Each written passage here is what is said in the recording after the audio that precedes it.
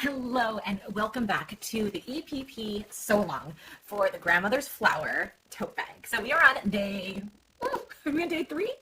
Day 4. We're on day 4. So as of today, you should have 3 sets. We'll just drop the other one. 3 sets of 2 hexagons sewn together. I had it in my hand.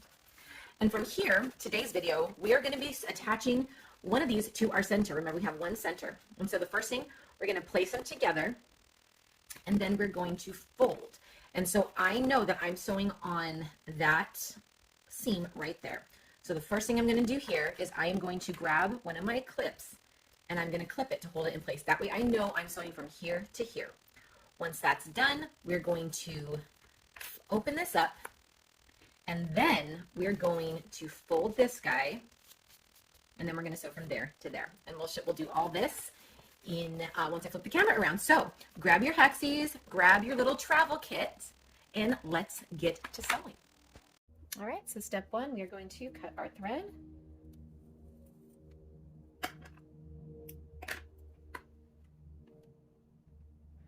And then we're going to thread our needle.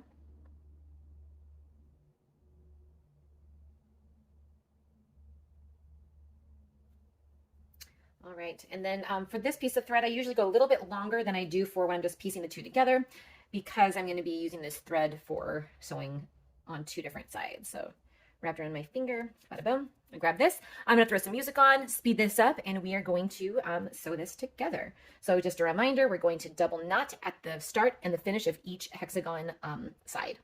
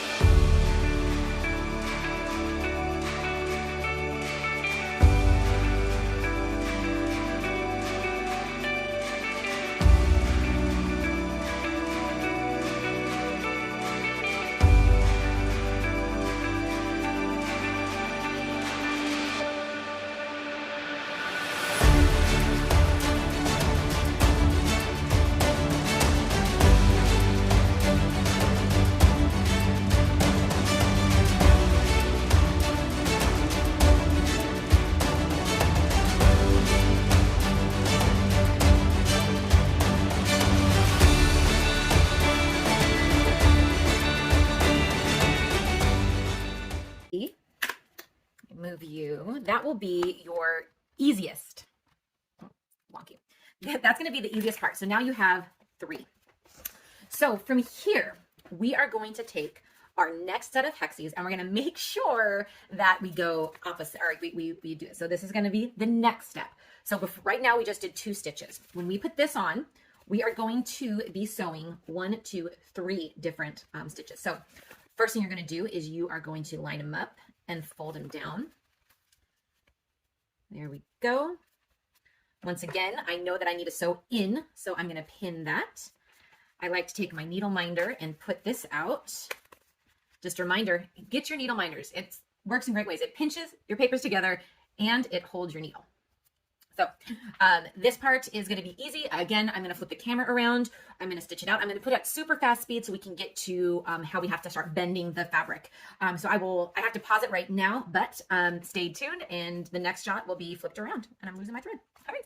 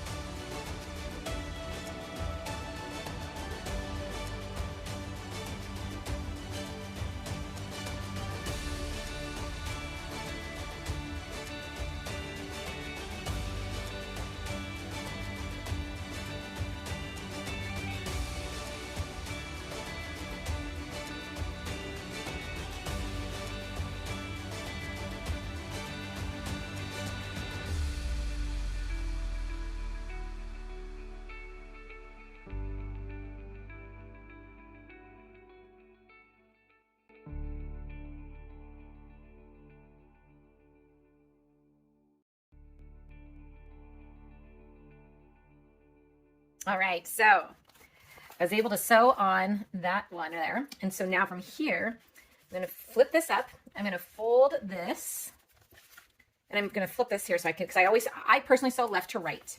So from here, I'm going to line up my edges.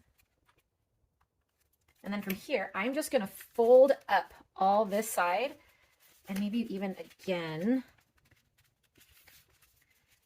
to make this easier to hold. So that's how I'm going to do that. Let's cut some thread and we'll start stitching.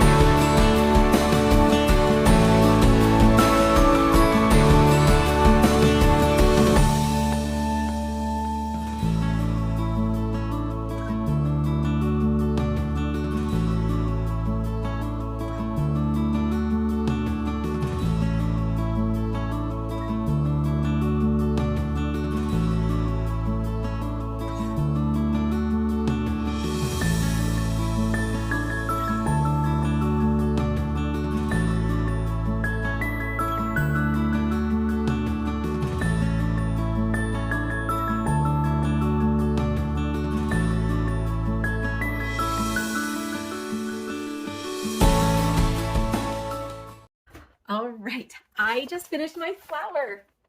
I hope you guys finished your flower too. Your hand might be cramping just a little bit from the holding of the paper. I will say though that if you ever get the paper pieces, it's not as tough. Let me just kind of show you. So I'm working on this. I'm working on I have it pinned, a grandmother's flower garden quilt. So this is where I'm at. And you see this is the one with the holes. This paper is a lot more tough. And this is what I got from Amazon. This is from Paper Pieces.